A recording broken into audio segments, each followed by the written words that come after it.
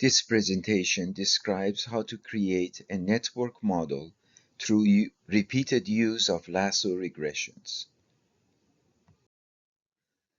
This table shows how key findings from a chain of 5 lasso regressions. In the first regression, the outcome y is regressed on 2 covariates, exposure and mediator variables. In the next regression, covariate C1 is regressed on no variables at all, as nothing precedes it in time. Same for the covariate C2. In the next regression, exposure X is regressed on covariates and both have non-zero coefficients. In the next regression, the mediator Z is regressed on the 2 covariates and the exposure variable. All 3 variables occur before the mediator, but only the exposure variable has a non-zero coefficient. The covariates coefficients are 0 and not shown. The non-zero coefficients in these 5 regressions are shown in this table. Each of these coefficients indicate an association between the variable and the response variable in the regression equation. That is, the independent variable with a non-zero coefficient is a direct predictor of the response variable in the regression equation. One can drop coefficients if absolute value of the coefficients for standardized variable is less than 0.01 or 0.05, depending on whether the focus will be entirely on strong relations. Also, coefficients that are not clinically meaningful indicate problems in formulating the problem. Here, no coefficients are dropped as all values show strong relations. The R-squared values are shown in the table.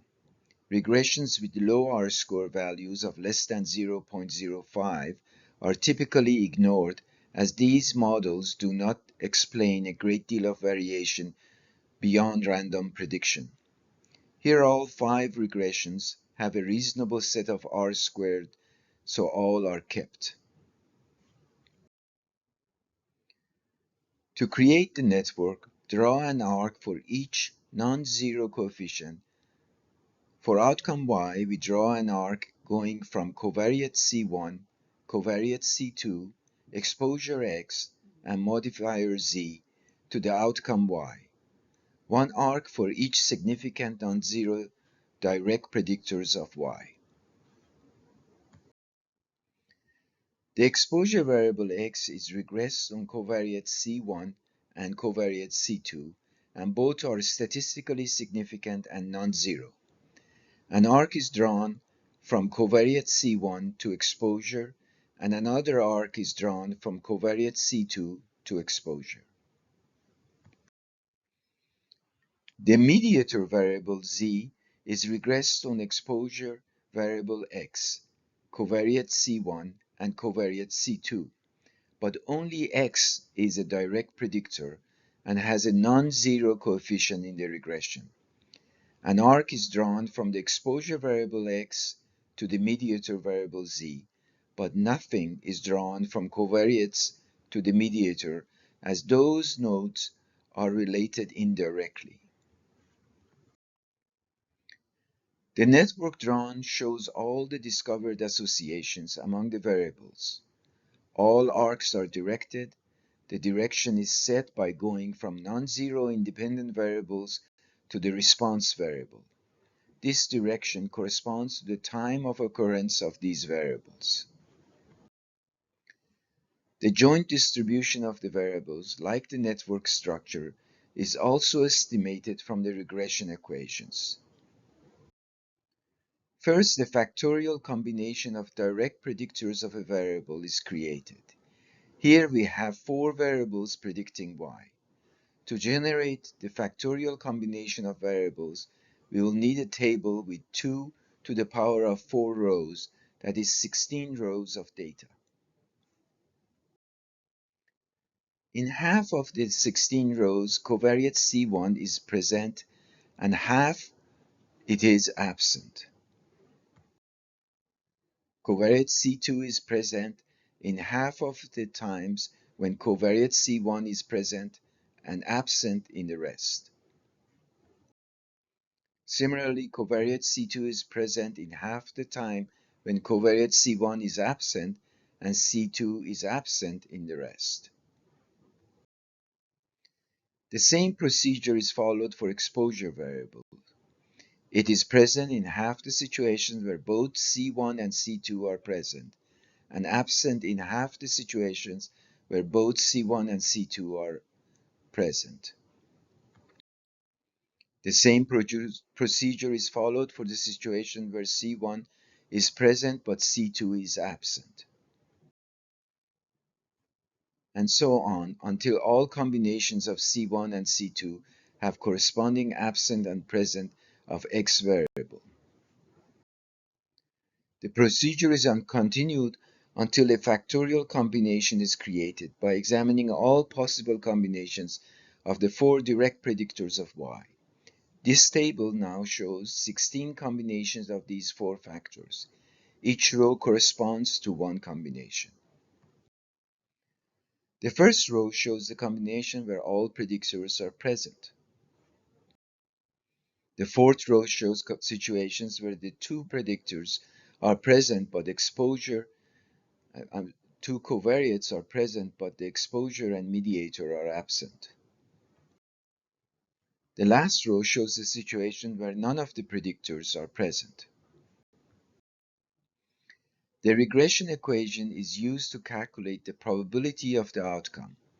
In logistic regression, this is done as 1 divided by e to the inverse power of regression equation. The intercept is 0.3 and is entered into the equation. The coefficient of C1 is 0.12. If we are evaluating the regression for the first row, then C1 is present and its value is 1. The coefficient for C2 is 0.22. Since we are evaluating the regression for the first row, C2 is present and has the value of 1.